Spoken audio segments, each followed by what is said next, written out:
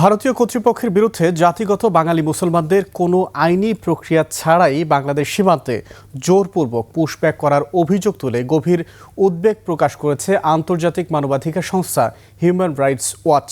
সংস্থাটির এক প্রতিবেদনে অভিযোগ করা হয়েছে, অনেক ক্ষেত্রেই সংশ্লিষ্ট ব্যক্তিদের ভারতীয় পরিচয়পত্র ও অন্যান্য বৈধ নথি থাকা সত্ত্বেও তাদের অবৈধ অভিবাসী হিসেবে চিহ্নিত করা হয়েছে। আরও জানাচ্ছেন নীলাদ্রি ফারহানা।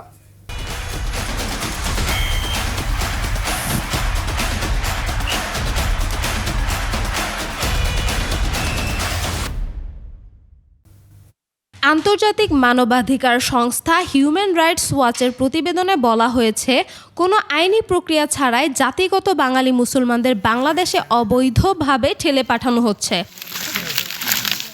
HRW জানিয়েছে, ভারতীয় সীমান্তরক্ষী বিএসএফ 2026 সালের 1 জুন থেকে একাধিকবার বাংলাদেশ সীমান্তে পুশব্যাকের চেষ্টা চালিয়েছে। এর মধ্যে পঞ্চগড় সীমান্তে প্রায় 75 ঘণ্টাব্যাপী একটি অচলাবস্থার ঘটনাও উল্লেখ করা হয়েছে, যেখানে কয়েকটি পরিবার সীমান্তের জিরো লাইন মানবেতর পরিস্থিতিতে আটকা পড়ে।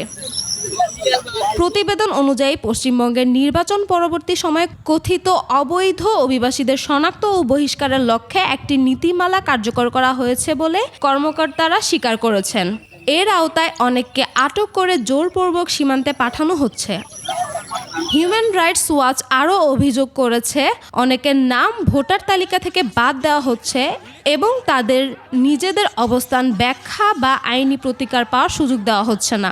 সংস্থাটির মতে, এই ধরনের কার্যক্রম আন্তর্জাতিক মানবাধিকার আইনের পরিপন্থী। এই পরিস্থিতিতে ভারত ও বাংলাদেশ উভয় দেশকেই মানবাধিকার ও আন্তর্জাতিক আইনের প্রতি শ্রদ্ধাশীল থেকে জোরপূর্বক বহিষ্কার ও পুশব্যাকের মতো কর্মকাণ্ড বন্ধ করার আহ্বান জানিয়েছে human rights watch. Niladri Farhana, desk report, 21 television.